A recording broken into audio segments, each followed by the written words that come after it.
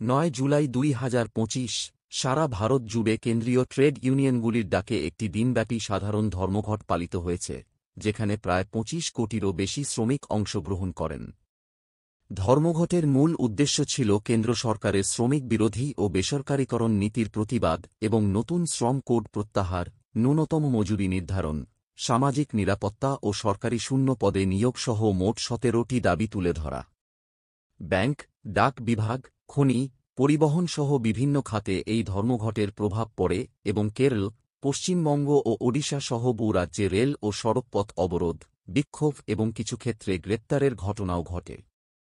যদিও কিছু রাজ্য সরকার ধর্মঘট প্রতিহত করার চেষ্টা করে, তবুও এই আন্দোলন শ্রমজীবী মানুষের ব্যাপক সমর্থন পেয়েছে এবং সরকারের শ্রমনীতি নিয়ে নতুন করে প্রশ্ন তুলেছে। সারা দেশের সাথে বদরপুরেও ধর্মঘট পালিত হয়। 10টি ট্রেড ইউনিয়নের ডাকা এই বন্ধে যানবাহন, অফিস, ব্যাংক, এলআইসি এবং প্রাইভেট প্রতিষ্ঠান বন্ধ থাকে। বন্ধ শান্তিপূর্ণভাবেই পালিত হয়। কোনো ধরনের অপ্রীতিকর ঘটনার খবর পাওয়া যায়নি। মায়ানমারে সামরিক জান্তা এবং জাতিগত সশস্ত্র গোষ্ঠীগুলোর মধ্যে চলমান সংঘর্ষের ফলে হাজার হাজার মানুষ দেশছাড়া হতে বাধ্য হয়েছে। বিশেষ করে চীন, কাচিন ও সাগাইং অঞ্চলে সেনাবাহিনীর দমনপীড়নের মুখে সাধারণ মানুষ ঘরবাড়ি ছেড়ে পালিয়ে আশ্রয় খুঁজছে পার্শ্ববর্তী দেশগুলোতে। এরই প্রেক্ষিতে ভারতের উত্তর পূর্বাঞ্চলীয় রাজ্য মিজোরাম হয়ে উঠেছে তাদের অন্যতম গন্তব্য। জাতিগত, ভাষাগত ও সাংস্কৃতিক মিল থাকার কারণে চীন রাজ্যের বহু মানুষ মিজোরামে আত্মীয়-পরিজনের সহায়তায় আশ্রয় নিচ্ছেন। বর্তমানে প্রায় 4,000-এর বেশি মায়ানমারবাসী মিজোরামে আশ্রয় নিয়েছে এবং এই সংখ্যা দিন দিন বাড়ছে। যদিও ভারত সরকার তাদের আনুষ্ঠানিকভাবে শরণার্থী হিসেবে স্বীকৃতি দেয়নি, তবুও মিজোরাম সরকার মানবিক দৃষ্টিকোণ থেকে তাদের খাদ্য, বাসস্থান ও চিকিৎসা সহায়তা দিচ্ছে। অসমের কাছাড় ও নাগাঁও জেলা থেকে আবারও বড়সড় মাদক চক্রের পর্দাফাঁস করেছে পুলিশ।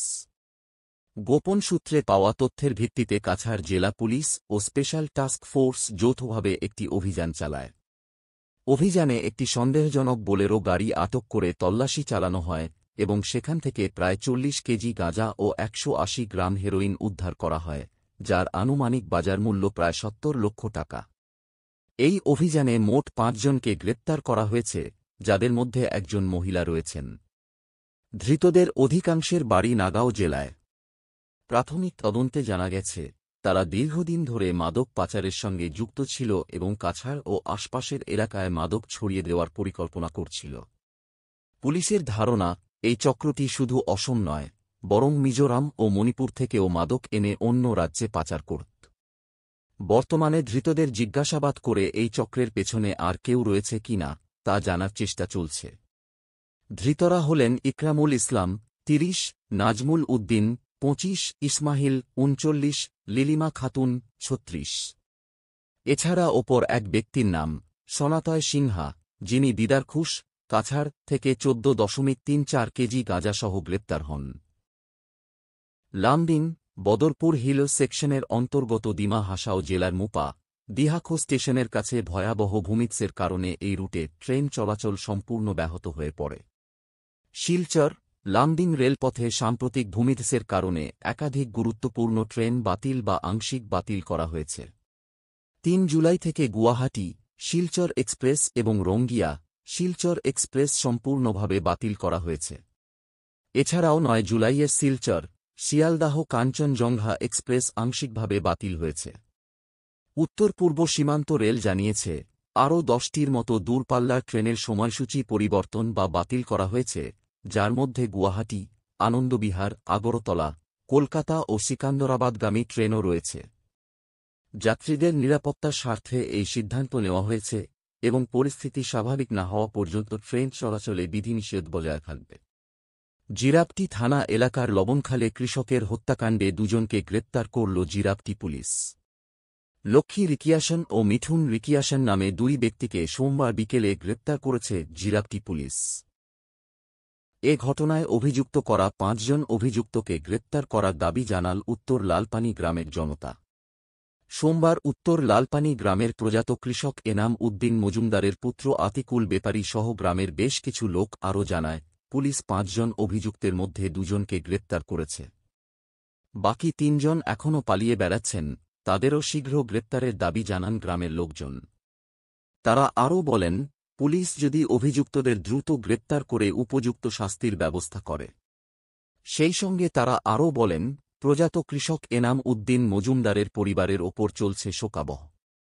পরিবারের আরেক সদস্য ছিলেন এনাম। এলাকাবাসী জানায়, এনাম ৩৫, তার বয়সের একটি পূর্ণবয়স্ক সন্তান সহ স্ত্রী রয়েছে। উল্লেখ্য, গত ৬ জুলাই সকালের কুসুমবাগ কৃষিক্ষেতে চাষ করতে বাড়ি থেকে বেরিয়ে নিখোঁজ হন এনাম। বাড়িতে না আসায় তার পরিবারের লোক কৃষিক্ষেতে গিয়ে এনামের রক্ত মাখা পোশাক খুঁজে পায়। তারপরে বেশ কিছু দূরত্বে কুসুমবাগের পাশে পান। খবর দেওয়া হয় জিরাবটি পুলিশকে। পুলিশ লবণখালে উপস্থিত হয়ে মৃতদেহটি উদ্ধার করে ময়নাতদন্তের জন্য মেডিকেল হাসপাতালে প্রেরণ করে। পরে মৃতদেহটি পরিবারের কাছে হস্তান্তর দেয় পুলিশ। ওই মৃত্যুতে স্বাভাবিকভাবে মেনে নিতে পারেননি এনামের পরিবারবর্গের লোকজন।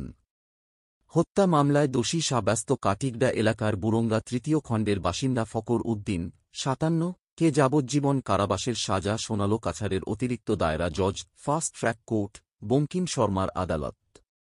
২০১৩ সালে রুহুল ইসলাম ৪০ নামে এক ব্যক্তিকে হত্যার ঘটনায় আদালত গত শুক্রবার ফকর উদ্দিনকে দোষী সাব্যস্ত করে।